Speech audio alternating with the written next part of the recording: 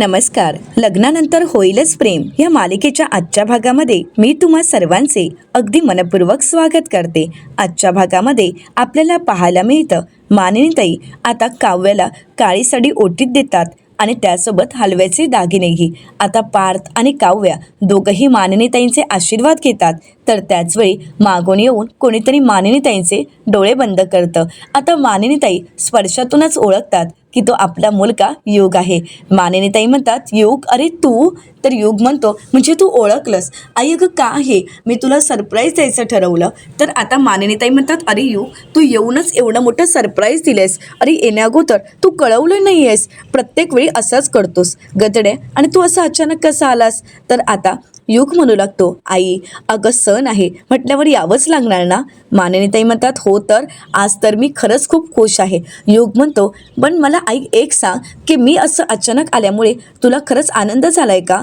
तर मानिनीताई म्हणतात, अरे मी खरंच खूप खुश आहे. हॉस्टेलमधून आपला मुलगा अचानकच घरी आल्यानंतर प्रत्येक आईला जेवढा आनंद होतो तेवढाच आनंद मलाही झाला आहे. पण मला सांग, तुझं सगळं काही नीट चाललं आहे ना? युग म्हणतो, हो यावेळी तर तुम्ही सर्वजण माझं कौतुक करणारच आहात आणि पार्थ दादा मला शाबासकी देणारच आहे. पार्थ म्हणतो, युग तुला तर मी शाबासकी देणारच आहे, पण नक्की काय घडलंय ते तरी सांगशील का? युग म्हणतो, हो हो दादा आणि आई, दुसऱ्या सेमिस्टरचा रिझल्ट लागला आहे आणि या दुसऱ्या सेमिस्टरमध्ये मी पहिल्या 5मध्ये आलो आहे. आता हे ऐकल्यानंतर मानिनीताई आणि पार्थ यांना खूप आनंद होतो. पार्थ आता युगचं कौतुक करत म्हणतो, युग खरंच खरंच अगदी मनापासून अभिनंदन, खूप छान प्रगती केली आहेस. आता मानिनीताईंचे डोळे पाणावतात, कारण त्यांना त्यांचे जुने क्षण आठवतात. ज्यावेळी युग फेल झालेला असतो, तो सेमिस्टरमध्ये फेल झाला हे ज्यावेळी मानिनीताईंना कळालेलं असतं, त्यावेळी ते युगवर खूप चिडलेले असतात आणि म्हणू लागतात, युग अरे हे काय, हे तुझ्या वयात पार्थ आणि जीवासुद्धा घराबाहेर राहूनच शिक्षण घेत होते, परंतु तेव्हा त्यांनी असं कधीही केलं नाही किंवा असा रिझल्ट कधीच घेऊन आले नाहीत. पण तुझ्या बाबतीत हे काय चालू आहे? युग हे मी खपवून घेणार नाही, ही तुझी शेवटची संधी आहे. आणि युगने शेवटच्या संधीमध्ये स्वतःला सिद्ध केलेलं असतं. मानिनीताई खुश होतात आणि युगला म्हणतात, युग खरंच आज तुझा मला खूप अभिमान वाटत आहे. मागच्या वेळी आला होतास त्यावेळी तू खूप मोठा गोंधळ केला होतास, पण त्यावेळी आम्ही सुद्धा तुला खूप रडवलं होतं. सॉरी युग. युग म्हणतो, आई अगं त्या गोष्टीचा विचार करतेस तू अजूनही, विषय सोड ना. तर मानिनीताई म्हणतात, मी विषय सोडला आहे, पण योग यावेळीचं तुझं हे यश पाहून तुला जे हवंय ते माग, म्हणजे तुझ्या आईकडे तुला जे मागायचे ते माग, थोडा वेळ घे पण तुला आवडेल ते माग. तर इकडे काव्या युगचं कौतुक करत म्हणते, युग खरंच तुझं अभिनंदन करावं तेवढं कमी, पण तू सिद्ध करून दाखवलेस की आपण सुद्धा टॉपमध्ये येऊ शकतो. युग म्हणतो, हो वहिनी. तर त्यानंतर काव्य पटकन नकळतच बोलून जाते, चला तर मग युगच्या या यशाचं सेलिब्रेशन तर व्हायलाच पाहिजे, जसं माझ्या आणि जीवाच्या. आता मात्र काव्य शांतच होते. खरं तर सर्वच जण शांत होतात, परंतु काव्याच्या या बोलण्याने मात्र रम्या आणि वसुआत्या हसू लागतात. त्या दोघीही हसत असतात. तर त्याचवेळी आता सर्वजण शांत असतात. पार्थ मात्र काहीच बोलत नसतो, त्याचे डोळे पाणावलेले असतात. तर इकडे काव्याला सुद्धा वाईट वाटतं. मानिनीताई या सगळ्यांचा मूड बदलण्यासाठी म्हणतात, चला चला अजून कितीतरी कामं बाकी आहेत, आणि बरं झालं युग तू अशा कार्यक्रमाच्या दिवशी, सणाच्या दिवशी घरी आलास, कारण तसंही तिळगुळ बनवण्यासाठी मला कोणाची गरज लागणारच, आणि तुम्ही आता तिघे आहात ज्यांना मी कामाला लावणार आहे. युग म्हणतो, म्हणजे आता मी तिळाचे लाडू बनवायचे आहेत का? तर मानिनीताई म्हणतात, हो आता हे काम तुम्हालाच करावं लागेल. तर काव्या म्हणू लागते, युग खरंच तुम्ही खूप लकी आहात. अशा सणांच्या दिवशी आपली भावंडं आपल्या जवळ असणं खूप महत्त्वाचं असतं, नाहीतर खरंच खूप वाईट वाटतं. तो क्षण ज्यावेळी आपली भावंडं आपल्यासोबत नसतात त्यावेळी तो सण असल्यासारखा वाटतच नाही. युग बरं झालं तू घरी आलायस, आणि आज तुझा एक भाऊ तरी तुझ्यासोबत आहे, माझे पार्थ देशमुख. असं म्हणत आता काव्या पार्थकडे पाहते, तर पार्थही काव्याकडे पाहू लागतो. तर त्याचवेळी आता नंदिनी देशमुखांच्या घरी आलेली असते. देशमुखांच्या घरी नंदिनी पाऊल टाकताच ती संपूर्ण घर पाहू लागते. कितीतरी दिवसानंतर आपल्या घरी ती परत एकदा परतलेली असते आणि म्हणूनच डोळे भरून आपल्या घराकडे पाहत असते. आता नंदिनीची नजर काव्यावर पडते. सणाच्या दिवशी तिला सुद्धा तिच्या बहिणीची आठवण येत असते आणि शेवटी काव्याही नंदिनीच्या येण्याची वाट पाहत असते. आणि त्याचवेळी आवाज येतो, काव्या आता नंदिनीचा आवाज ऐकल्यानंतर काव्या मागे वळून पाहते तर तिथे खरंच नंदिनी असते. आता नंदिनीला पाहताच काव्या धावत पळत जाते आणि आपल्या बहिणीला खट्ट मिठी मारते आणि म्हणते, ताई तू? तर नंदिनी म्हणते, हो मीच आले आहे. आता काव्या खूप खुश होते. तर त्यानंतर आता नंदिनी मानिनीताईंना मिठी मारते. तर मानिनीताई नंदिनीला म्हणतात, नंदिनी बाळा तू कशी आहेस? तू ठीक आहेस ना? नंदिनी म्हणते, हो आई मी अगदी ठीक आहे. आणि तुम्ही सर्वजण बरे आहात ना? तर आता मानिनीताई म्हणतात, हो नंदिनी आमची काळजी करू नकोस, आम्ही सगळे ठीक आहोत. तर आता मानिनीताई नंदिनीला म्हणतात, नंदिनी अगं तू अशी आत का आली आहेस? थांब जरा. अगं आशा जा तामण घेऊन ये. तर नंदिनी म्हणते, नको आई एवढं सगळं काही नको, कारण मी कायमची राहण्यासाठी नाही आली आहे, मी फक्त एक दिवसासाठी आली आहे. तर मानिनीताई म्हणतात, म्हणजे? नंदिनी म्हणते, आई आज सण आहे, सणाच्या दिवशी सून खरी आली नाही असं नको व्हायला. मला माहीत होतं की तुम्ही सर्वच जण मला मिस करत असाल, सर्वच जण माझी आठवण करत असाल आणि मी सुद्धा तुम्हा सगळ्यांना खूप मिस करत होते. तुम्हा सगळ्यांची मला खूप आठवण येत होती, म्हणून म्हटलं की एक दिवस घरी जाऊन यावं. तर नंदिनीचं बोलणं ऐकल्यानंतर मानिनीताईंचे डोळे पाणावतात. तर नंदिनी म्हणते, आई तुम्ही प्लीज वाईट वाटून घेऊ नका. मानिनीताई म्हणतात, नाही अगं कितीतरी दिवसानंतर तुला पाहिलं ना म्हणून डोळे भरून आलेत. पण खरं सांगू का, मला खरंच वाटलं होतं की तू कायमची परत आली आहेस, सगळं काही नीट होणार. पण हरकत नाही, आम्ही वाट बघू तुझी. कसं असतं ना, जेवढं वाट बघणं लांबतं तेवढंच आपल्या माणसांबद्दलचं प्रेम आणि भेटण्याचं सुख वाढत असतं. तर आता नंदिनी म्हणते, नाही आई असं काहीही नसतं. सॉरी आई, पण मला असं वाटतं की जिथून आपण जास्त अपेक्षा ठेवतो तिथूनच आपला जास्त अपेक्षाभंग होतो असं मला वाटतंय. तर मानिनीताई नंदिनीला म्हणतात, नाही होणार, मला खात्री आहे, माझ्या जीवावर माझा पूर्ण विश्वास आहे. आज ना उद्या जीवा तुला स्वतःहून या घरात परत घेऊन येईल, अगदी मानाने. आणि तेव्हा तूच सुद्धा जीवासोबत इथे यायला स्वतःहून तयार होशील, माझी पूर्ण खात्री आहे. आणि या तू त्याला नक्कीच साथ देशील. तर आता नंदिनी काही बोलणार तर काव्य म्हणते, ताई आता बस झालं, तू घरी आली आहेस ना हेच आमच्यासाठी खूप मोठं आहे आणि याचं सेलिब्रेशन व्हायलाच पाहिजे. तू ये ना आत, तू इथे का उभी आहेस? असं म्हणत आता मानिनीताई आणि काव्या नंदिनीला घरात घेऊन येतात. नंदिनीला बसायला सांगतात. नंदिनी आता काव्याकडे पाहते. काव्याचा तो बदललेला लुक नंदिनीला खूप आवडलेला असतो. नंदिनी काव्याला म्हणते, काव्या अगं किती छान दिसतेस तू, बस नाही ते. तर मानिनीताई नंदिनीला म्हणतात, तिने मनावर घेतलं आहे, काहीही झालं तरी सुद्धा ती तिच्या बोक्याला मनवणारच आहे. तर आता पार्थ म्हणतो, आई. तर मानिनीताई म्हणतात, अरे तुझ्याबद्दल नाही बोलत आहे, या बोक्याबद्दल, काव्याच्या हातात जो बोका आहे ना त्याच्याबद्दल आम्ही बोलत आहोत. तर आता युग नंदिनीला विचारतो, नंदिनी वहिनी तू कशी आहेस? नंदिनी म्हणते, मी एकदम मस्त, तू कसं आहेस? तर युग म्हणतो, मी एकदम मस्त आहे. तर आता मानिनीताई म्हणतात, यावेळी साहेब खूपच खुश आहेत, कारण तुला माहीत आहे का नंदिनी? नंदिनी म्हणते, काय झालं आई, कशाबद्दल बोलताय? तर आता मानिनीताई नंदिनीला म्हणतात, कारण यावेळी साहेब युनिव्हर्सिटीमध्ये पहिल्या 5 आले आहेत.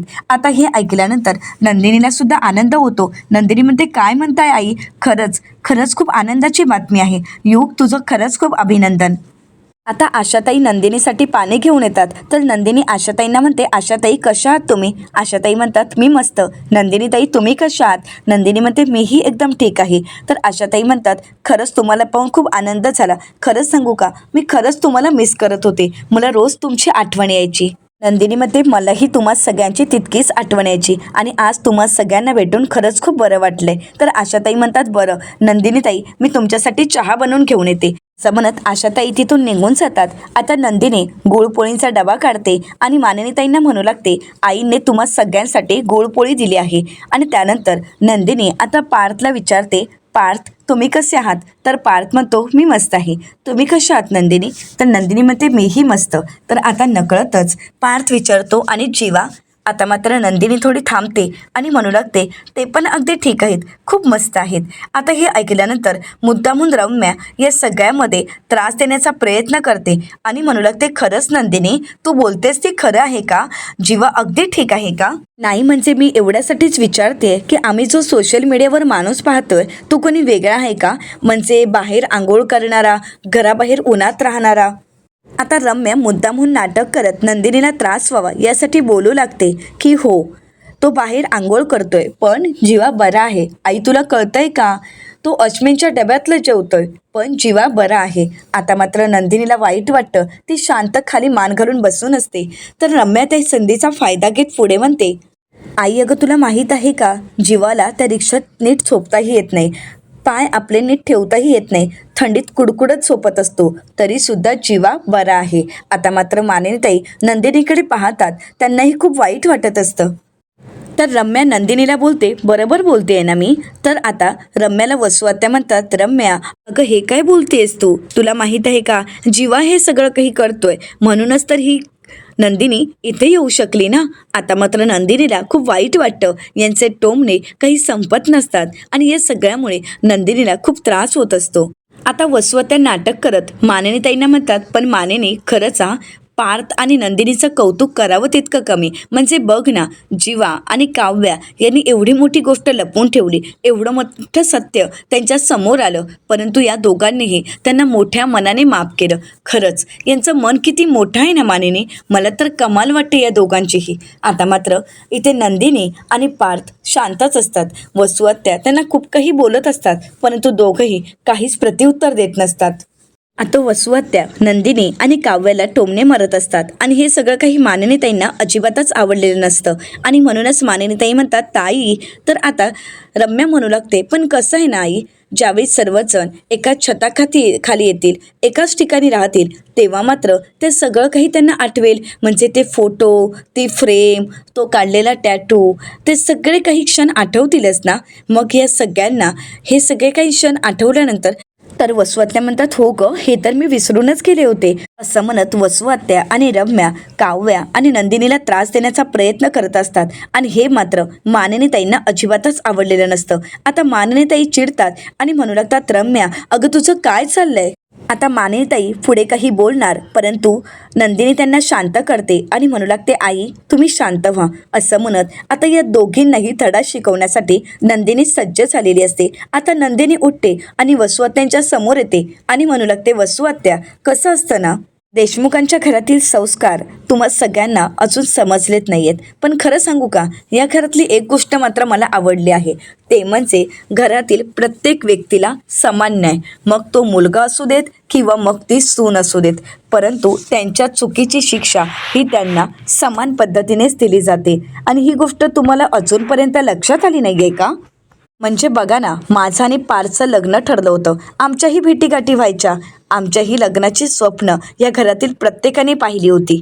आम्ही सुद्धा आमच्या संसाराची, आमच्या नवीन आयुष्याची स्वप्न पाहिली होती आणि तीच स्वप्न त्यांनीही पाहिली. जे जे आम्ही केलं होतं तेच त्यांनीही केलं होतं, पण आम्ही राजरोसपणे भेटायचो आणि आम्ही राजरोसपणे केलं, पण त्यांनी लपून छपून केलं. पण कसं असतं ना, उशिरा का होईना, परंतु त्यांनी त्यांच्या नात्याची कबुली दिली. त्यांनी सांगितलं की हो, आम्ही एकेकाळी नात्यात होतो, पण आता या सगळ्यातून ते दोघंही बाहेर पडले आहेत. या सगळ्या गोष्टी त्यांनी इग्नोर केल्या आहेत आणि त्यांनी त्यांच्या नवीन आयुष्याची सुरुवातही केली आहे. ही गोष्ट तुम्हाला माहीत नसेल, म्हणून म्हटलं की या गोष्टीची जाणीव तुम्हाला करून द्यावी. हो, एक गोष्टही आवर्जून सांगते, ते दोघं मनाने इतके पुढे आले आहेत ना, की ऊन पाऊस हे सगळं काही झेलतायत, हे सगळं काही करत असताना आमच्या होकाराची वाट पाहतायत. मग ते दोघंही एवढं सगळं आमच्यासाठी करू शकतात, तर मग आम्ही एवढंही करू शकत नाही का. आणि मी एवढं सगळं होत असताना माझ्या घरच्यांनाही भेटायला येऊ शकत नाही का. असं म्हणत आता नंदिनीनेच वसुआत्यांना प्रश्न केलेला असतो. आता नंदिनी गुळपोळीचा डबा उघडते, तर आता वसुआत्या नंदिनीला म्हणतात, हे बघ तू. परंतु वसुआत्या काही बोलण्या अगोदरच नंदिनी त्यांच्या तोंडात गुळपोळीचा घास भरवते आणि म्हणू लागते, त्यामुळे वसुआत्या गोड खा आणि गोड बोला. असं म्हणत आता त्यांची चांगली चिरवलेली असते. तर आता वसुआत्या आणि रम्या या दोघांनाही खूप राग आलेला असतो. तर मानिनीताई नंदिनीचं कौतुक करत म्हणतात, अगदी खरं बोलली आहेस नंदिनी, आणि तसंही शहाण्याला शब्दांचा मार पुरतो नाही का पार्थ. असं म्हणत आता मानिनीताई पार्थकडे पाहतात. पार्थ मात्र काहीच बोलत नसतो, तो शांतपणे हे सगळं काही ऐकत असतो. आता काव्या पार्थकडे पाहत असते. पार्थकडे पाहत असताना नकळतच काव्याचे डोळे पाणावतात. तर दुसरीकडे पाहायला मिळतं, शारदाताई जीवाला गुळपोळी भरवतात आणि म्हणतात, आता गुळपोळी खा आणि गोड गोड बोला. तर जीवाला ती गुळपोळी खूप आवडलेली असते. जीवा म्हणतो, कमाल, तुमच्या हाताला काय कमाल चव आहे. तर शारदाताई म्हणतात, हो, पण मी तुम्हाला एक वेगळीच बातमी द्यायला आली आहे, एक गुड न्यूज द्यायला आली आहे. तर जीवा म्हणतो, सासूबाई गुड न्यूज, बोला ना, कसली गुड न्यूज. तर आता शारदाताई म्हणतात, जावई बापू काय चाललंय तुमचं हे. फाजीलपणा नको हा, आता असल्या गोड बातम्या द्यायची वेळ तुमची आहे. तर जीवा म्हणतो हो का? तर शारदाताई म्हणतात बरं, पण मी आणि हे जरा बाहेर जात आहोत, आमचं एक काम आहे. आणि गुड्डूला सुद्धा गुळपोळी दिली आहे आणि त्यांना म्हणाले आहे की तुझ्या नातेवाईकांना देऊन ये. आणि म्हणूनच गुड्डू आपल्या नातेवाईकांना गुळपोळी देण्यासाठी गेला आहे. आणि नंदिनी सुद्धा बाहेर गेली आहे, पण ती तासाभरात येईलच. त्यामुळे या घराच्या चाव्या तुमच्याकडे ठेवा आणि या वेळेचा सदुपयोग करा. तर आता जीवा म्हणू लागतो सासूबाई काय बोलताय हे? तर आता शारदाताई म्हणतात हो, कारण तुम्हाला गरज आहे तुमच्या बायकोला मनवायची. त्यामुळे आता ही जी काही वेळ मिळाली आहे त्यामुळे तुमच्या बायकोला मनवायचा प्रयत्न करा. आता त्याचवेळी गाडीच्या हॉर्नचा आवाज येतो. तर जीवा म्हणू लागतो तुमच्या ह्यांचा हॉर्न वाजला, आय मीन तुमच्या ह्यांनी तुमच्यासाठी गाडीचा हॉर्न वाजवला आहे. शारदाताई म्हणतात आता मला निघावं लागेल, मी येते. असं म्हणत शारदाताई तिथून निघून जातात. जीवा खुश असतो. कितीतरी दिवसानंतर त्याला नंदिनीशी बोलायला मिळणार हा आनंद त्याच्या चेहऱ्यावर दिसत असतो. तर जीवा डान्स करत म्हणतो नंदिनी ये ना, नंदिनी ये ना लवकर, वेळेचा सदुपयोग करूया. या संक्रांतीला मी असं काहीतरी करेन की यावेळीची संक्रांत तुझ्या कायमच्या लक्षात राहील. नक्कीच. असं म्हणत जीवा खुश होतो, गुळपोळी खातो आणि नंदिनी येण्याची वाट पाहत असतो. तर दुसरीकडे मानिनीताई आपल्या दोन्ही सुनांची दृष्ट काढतात आणि नंदिनीला म्हणतात नंदिनी आज तू घरी आलीच आहेस आणि या गोष्टीचा मला आनंद आहेच, पण तुझ्यासोबत जीवासुद्धा आला असता ना तर माझं स्वप्न पूर्ण झाल्याचा मला आनंद झाला असता. आता काव्य आठवण करून देत मानिनीताईंना म्हणते अहो तुम्ही नंदिनीताईसाठी काहीतरी आणलं होतं ना, तर आता नंदिनीला काय आणलं आहे हे मात्र मानिनीताईंच्या पटकन लक्षात येत नाही. मानिनीताई म्हणतात काय बरं आणलं होतं? तर काव्य म्हणू लागते अहो असं काय करताय तुम्ही, माझ्यासाठी जे घेऊन आलाय तेच तुम्ही नंदिनीसाठी घेऊन आलाय. तुम्ही नंदिनीताईला सरप्राईज द्यायचं ठरवलंय ना. तर आता मानिनीताई म्हणू लागतात हो हो आठवलं, येतेच मी. असं म्हणत मानिनीताई तिथून निघून जातात. तर इकडे नंदिनी म्हणते तुम्हा दोघींचं काय चाललंय नक्की? तर काव्य म्हणते अगं ताई सरप्राईज आहे, कळेलच तुला. असं म्हणत ती आता नंदिनीला तिथेच थांबवून ठेवते. तर मानिनीताई पिशवी घेऊन येतात आणि नंदिनीला म्हणतात नंदिनी हे तुझ्यासाठी, यावर्षीची संक्रांत ही तुमची पहिली संक्रांत आहे आणि म्हणूनच तुमच्या या सासूकडून तुम्हाला छोटीशी भेटवस्तू. नंदिनी ही काळ्या रंगाची साडी तुझ्यासाठी आणि हे हलव्याचे दागिने. आता ही काळ्या रंगाची साडी नेसशील, हलव्याचे दागिने घालशील तर खरंच खूप छान दिसशील तू. असं म्हणत आता मानिनीताई नंदिनीचं कौतुक करत असतात. तर नंदिनी मानिनीताईंना म्हणते आई थँक्यू सो मच, नमस्कार करते. असं म्हणत मानिनीताईंचा ती आशीर्वाद घेते. तर मानिनीताई नंदिनीला आशीर्वाद देत म्हणतात सुखी राहा आणि हो लवकरच या घरात परत ये. हे घर आम्ही सर्वजण तुझी वाट पाहत आहोत. पहिल्यासारखं हे घर पुन्हा एकदा आनंदी कर. आता मात्र नंदिनी शांतच होते. तर काव्य म्हणू लागते ताई तुला माहीत नसेल परंतु मला तरी माहीत आहे की आईंचा हा आशीर्वाद लवकरच फळाला येणार आहे. लवकरच आईंचं हेही स्वप्न पूर्ण होणार आहे. आणि हो आता गेल्यानंतर तू हे हलव्याचे दागिने घालायचे आहे, साडी नेसायची आहे आणि एक फोटो पाठवायचा आहे. तर नंदिनी म्हणते हो काव्या मी पाठवेन. आता मानिनीताई नंदिनीला म्हणतात नंदिनी जीवासाठी काळा कुर्ता आणला होता, देशील का? परंतु नंदिनी काहीच बोलत नाही. तर काव्या म्हणते देईल ना, नक्कीच देईल ताई. त्यापेक्षा तुम्ही एक काम कराल का, तुम्ही दोघंही छान तयार व्हा आणि तुम्हा दोघांचा एकत्रच एक फोटो आम्हाला पाठवा. असं म्हणत आता काव्या नंदिनीच्या गालावर किस करते, तिला उमा देते. आता नंदिनी तो पुसून टाकते आणि काव्याकडे पाहते आणि त्यानंतर ती काव्याच्या डोक्यावर हात ठेवते आणि तिला आशीर्वाद देते. काव्याला असं खुश पाहून नंदिनीलाही खूप आनंद झालेला असतो. नंदिनी आपली पिशवी भरते आणि म्हणते येते मी. तर आता मानिनीताई म्हणतात जरा थांबली असतीस तर खरंच खूप बरं वाटलं असतं. नंदिनी म्हणते नाही, अजून थोडा वेळ थांबले तर पाय नाही निघणार. ओल्या कापडाच्या गाठोड्याप्रमाणे मन जड झालं आहे. इथून निघणं खरंच खूप कठीण आहे आणि मला असं घराबाहेर पडताना नाही आवडणार आणि म्हणूनच लवकरच निघालेलं बरं. तर मानिनीताई नंदिनीला म्हणतात काहीच हरकत नाही, पण सांभाळ स्वतःला. आता नंदिनी तिथून निघून जाते. मानिनीताईंना थोडं वाईट वाटतं, तरीसुद्धा नंदिनी खरी आली या गोष्टीचं त्यांच्या चेहऱ्यावर समाधानही असतं. मानिनीताई देवाला प्रार्थना करत म्हणतात देव करो आणि लवकरात लवकर माझ्या दोन्ही सुना या घरात नांदो, माझी हीच इच्छा आहे. तर आता काव्य म्हणू लागते आई तुमची ही इच्छाही लवकरच पूर्ण होणार आहे. आज संक्रांतीनिमित्त ताई घरी आली होती आणि तुमच्या चेहऱ्यावर तो आनंद मी पाहिला आहे. बरं आई मला तुमची एक मदत हवी होती. या संक्रांतीनिमित्त माझा एक प्लॅन आहे, पण तुमची मदत असेल तरच तो पूर्ण होऊ शकतो. मानिनीताई म्हणतात कसली मदत हवी आहे आणि नक्की प्लॅन कसला आहे? आता मानिनीताईंना ते सगळं प्लॅन सांगू लागते. तर दुसरीकडे पाहायला मिळतं रम्या आणि वसुआत्या टेरेसवर पतंग उडवत असतात. तर रम्या म्हणू लागते, आई तू नीट ढील दे हा. तर आता वसुआत्या म्हणू लागतात, रम्या अगं आयुष्यभर तुला ढील देण्याव्यतिरिक्त मी अजून काही केलं आहे का? नेहमी फक्त तुझी साथ देत असते. वसुआत्या रम्याला म्हणतात, आणि हो तू पतंगाकडे लक्ष दे. तर आता रम्या इकडे युगकडे पाहते आणि म्हणते, काय युग देशमुख तुम्हाला काही आज जमणार आहे की नाही? तर युग म्हणतो, जमणार आहे, तू तुझ्या पतंगाकडे लक्ष दे. पार्थदादा आला ना की मग तुला दाखवेल की तो काय करू शकतो. आणि त्याचवेळी पार्थ तिथे आलेला असतो. आता पार्थ येताच युग म्हणू लागतो, दादा बरं झालं तू आलास. मी मगाशी पतंग उडवत होतो ना त्यावेळी या रम्याने माझी कन्नीच कापून टाकली. रम्या म्हणते, हो हो तुझं पतंग मीच खाली पाडलं आहे, पण बघू आता तुला जमतंय का? तर आता युग म्हणू लागतो, दादा प्लीज आपण देशमुख बॉईज आहोत ना, मग काहीतरी करून दाखव ना. तर आता पार्थ त्या पतंगाकडे पाहतो, पतंग हातात घेतो, देशमुख बॉईज असं लिहिलेलं असतं. आणि त्यावेळी पार्थला जुने क्षण आठवतात. ते म्हणजे जीवा आणि पार्थ एकत्र असताना त्यांनी खेळ खेळलेले ते क्षण त्यांना आठवतात.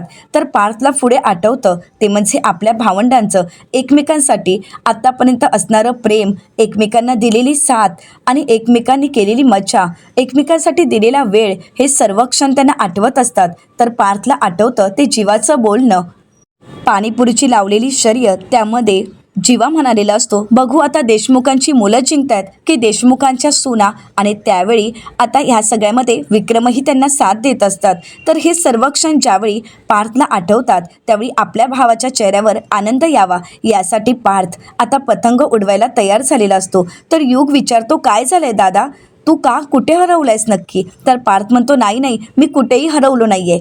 युग म्हणतो, तू जर असाच हरवून राहिलास ना तर आपलं पतंग कोणीतरी कापेल. रम्या म्हणते, मीच कापणार आहे आणि तुम्हाला काही जमणार नाही. तर युग म्हणतो, तू गप ग पार्थदादा रे, तू काहीतरी कर ना. पार्थ म्हणतो, घाबरू नकोस, तुझा पार्थदादा काहीही होऊ देणार नाही, तो आहे तुझ्यासोबत. युग खुश होतो. इकडे रम्या तिचं पतंग उडवण्यामध्ये बिझी असते आणि ती मात्र इकडे युगला डिवचतही असते.